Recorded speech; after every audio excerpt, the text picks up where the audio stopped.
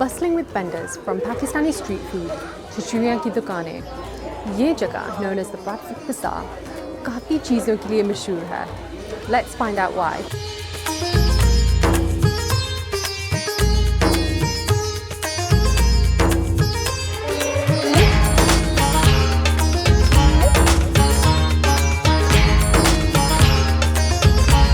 اس بازار میں ہر طرح کی ورائٹی ہے، ہر طرح کی ہر چیز ملتی ہے.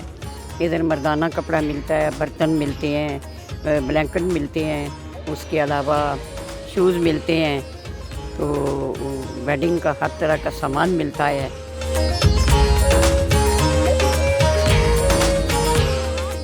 ہم یہاں بریڈفورڈ پلازا میں ہیں. یہ پلازا ایک جگہ ہے جہاں پہ لوگ from Bradford and all over the UK آ سکتے ہیں to source their Eid outfits, accessories, mehndi cones and more. عید کے بچوں کے لیے زیادہ ڈیمانڈ ہوتی ہے، بچوں کی چوڑیوں کی. تو یہ شادیوں بیاہ پہ بھی ہوتی ہے، لیکن عید پہ زیادہ ہوتا ہے کہ بچوں کی عید ہوتی ہے. زیادہ کوشش ہوتی ہے، ہم بھی منگواتے ہیں بچوں کی چوڑیاں کہ وہ زیادہ سے زیادہ لے سکیں.